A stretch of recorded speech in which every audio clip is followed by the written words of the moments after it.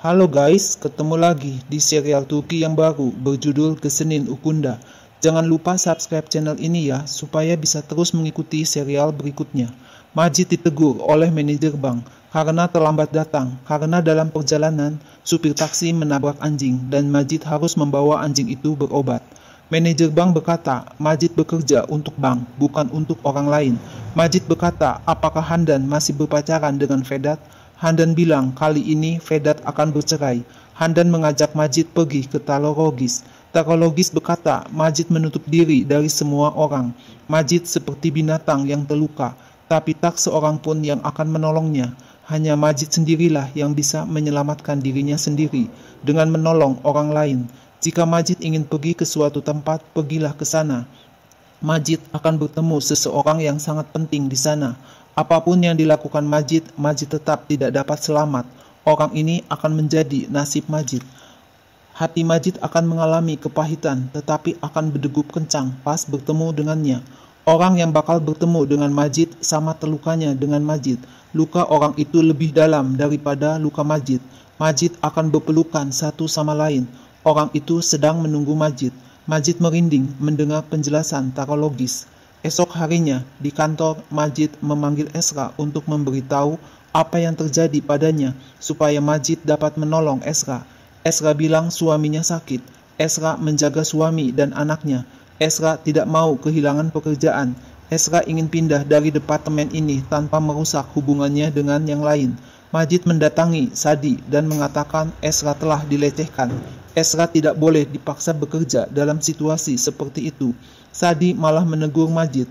Majid disuruh melakukan pekerjaannya sendiri. Esra ngotot, ia tidak bisa menutup matanya untuk kejadian ini. Jika Esra tidak dapat pergi, maka Majid yang akan pergi. Esra melepaskan kartu namanya dan melemparkannya ke atas meja Sadi.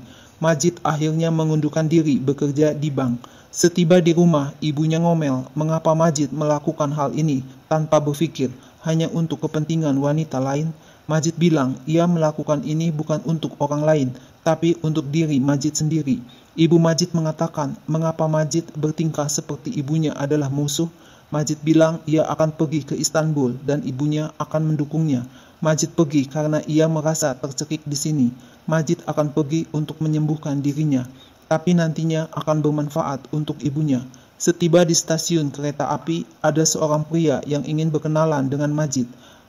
Handan bertanya, siapa dia? Handan berpesan, jika pria itu mengatakan sesuatu, Majid jangan berpura-pura mengantuk. Handan juga berpesan, Majid jangan melupakan apa yang Tarologis katakan dan ikuti tanda-tandanya.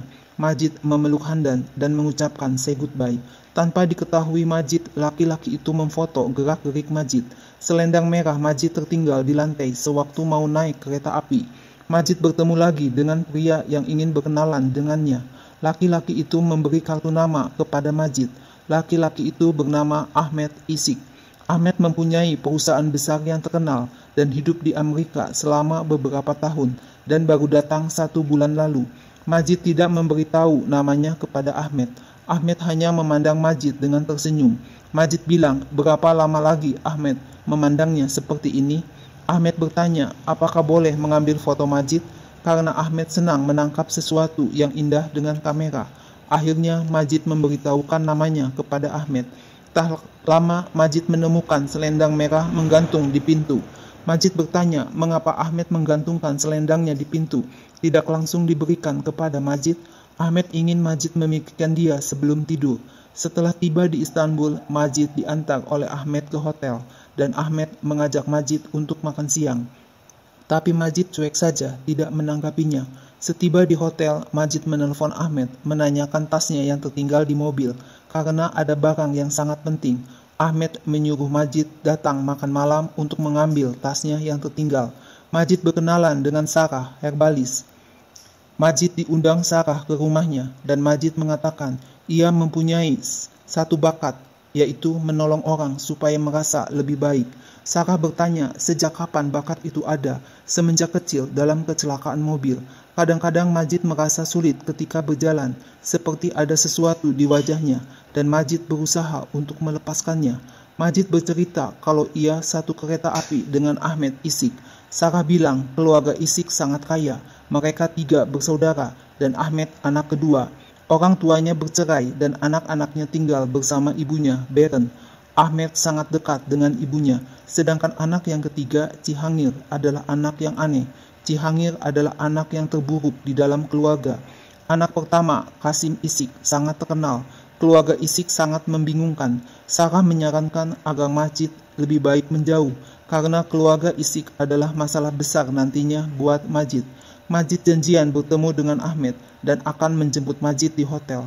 Majid mulai ikut kursus kepada Sarah. Malam harinya, Majid makan malam bersama Ahmed. Ahmed bercerita kalau hubungan ibu dan kakaknya adalah hubungan cinta tapi benci. Sebenarnya kakak Ahmed orang yang ramah dan ceria. Ibu Ahmed menikah dengan bekas bosnya kakaknya. Maka kakak Ahmed tidak pernah bisa memaafkan ibunya. Sedangkan Ahmed menghabiskan banyak waktu dengan Tung, suami ibunya yang baru, daripada dengan ayah kandungnya. Ibu Ahmed sangat mencintai Ahmed. Majid bercerita ayahnya sudah meninggal dunia. Ayahnya adalah pahlawan baginya. Ibunya adalah ibu rumah tangga. Di dalam tas itu ada kotak antik kepunyaan ibunya, peninggalan neneknya. Majid berusaha menjualnya karena memerlukan uang. Ahmed akan merekomendasikan orang karena kakaknya adalah seorang kolektor. Ahmed bilang sejak ia melihat Majid, ia tidak dapat berpikir apapun yang lain. Ahmed tahu kalau Majid adalah orang yang tepat buatnya.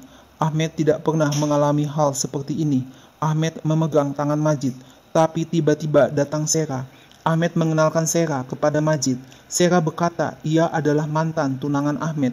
Ahmed protes karena mereka sudah putus 1 tahun yang lalu. Mengapa Sera masih mengingatnya? Kemudian datang suami Sera, Safar, dan dikenalkan kepada Majid.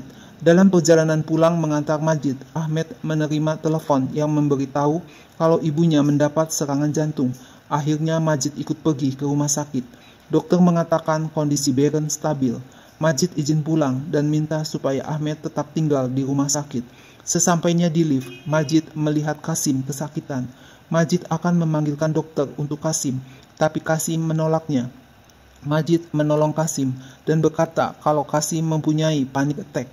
Majid menyuruh Kasim memikirkan sesuatu yang disukai. Kasim hanya bisa memandang Majid. Tangan Majid memegang lengan Kasim untuk memberi kekuatan kepada Kasim. Majid berhasil menyembuhkan Kasim. Kesakitan yang dirasakan Kasim tiba-tiba hilang. Kasim bertanya, "Siapa kamu?" Dan tiba-tiba Ahmed masuk ke dalam lift dan melihat Majid dan Kasim ada di dalamnya.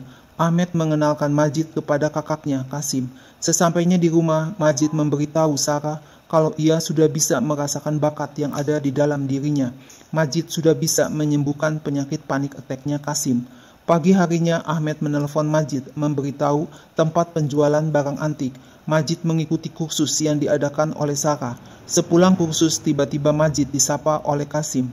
Kasim memberitahu kalau Ahmed adiknya jatuh cinta kepada Majid. Majid berkata mempercayakan kesehatan seseorang kepada orang yang mencari keuntungan adalah kegilaan. Kasim mengatakan dia dan Majid mempunyai 2 rahasia. Kasim menyuruh Majid berpikir dan Majid akan mengerti. Majid menjual barang peninggalan neneknya kepada Tarik atas rekomendasi Kasim dan barang tersebut ditawar dengan harga 100.000 lila. Majid sampai bengong mendengar harga barang tersebut tinggi sekali. Tarik berkata, Kasim bilang akan ada acara lelang besar minggu depan. Jika barang ini adalah barang berharga, maka Kasim akan menawarkan untuk ikut lelang. Karena akan ada orang penikmat lelang yang berkualitas datang dari seluruh Istanbul. Majid membawa kembali barang peninggalan neneknya. Ahmed menelpon Majid kalau ibunya mengundang Ahmed dan Majid untuk berkunjung. Pagi harinya Majid datang memenuhi undangan ke rumah Ahmed. Majid diperkenalkan kembali dengan keluarga besar Ahmed. Cihangir bertanya bagaimana Majid bisa hidup di Ankara. Cihangir bahkan tidak bisa tinggal di Ankara seujung tali pun. Ahmed membela Majid, sebaiknya Cihangir diikat tali saja. Apakah Cihangir berpikir kalau Ankara membutuhkan Cihangir? Sera bilang dia senang Ankara karena orang-orang Ankara berbeda. Cihangir memberitahu Majid kalau Ahmed dan Sera sudah bertunangan. Ahmed protes, mengapa Cihangir seperti orang aneh? Ahmed berkata, keluarga Majid mendampingi ibunya, mempunyai peninggalan 1 kotak yang ada burungnya. Majid langsung melotot ke arah Ahmed. Ahmed bilang kadang-kadang ia bercanda kalau Majid dari keluarga kerajaan. Ibu Ahmed mengatakan Ahmed dan Cihangil kadang-kadang bertengkar, tapi keduanya tidak dapat berpisah satu sama lain. Sera berkata ia dan Majid akan bisa dekat. Ahmed bilang ia tidak memperhatikan apapun kecuali Majid. Ahmed tidak ingin bekerja, ia hanya ingin bersama Majid. Kasim berkata apakah Ahmed tidak melihat Majid tidak menyukainya? Cihangil bilang Kasim mempunyai ketampanan dan jiwa yang disenangi wanita, yaitu rendah hati. Majid dan Ahmed kaget mendengar perkataan Kasim yang menyebut nama Majid dengan tanduk. Majid diperkenalkan dengan Nermin, istri Kasim. Majid berkata kepada Ahmed kalau Nermin sangat aneh. Kasim mengajak Majid untuk pergi ke Pulau Besar. Kasim bilang ada dua rahasia, yaitu panic attack dan pertemuan Kasim dan Majid di Pulau Besar. Dan Kasim tahu Majid tidak akan memberitahu Ahmed. Akhirnya Kasim dan Majid pergi berdua naik bot. Ahmed hanya bisa melihat dengan kesal. Diam-diam Ahmed memasang CCTV di rumah Majid tanpa sepengetahuan Majid. Kasim berkata sulit untuk memberitahu Majid harus pergi dari Ahmed dan keluarga ini. Kapal pesiar akan membawa Majid kemanapun Majid ingin pergi. Nah guys, misteri apa yang ada di dalam serial Turki ini? Saksikan terus ya kelanjutan kisahnya. Jangan lupa subscribe channel ini ya.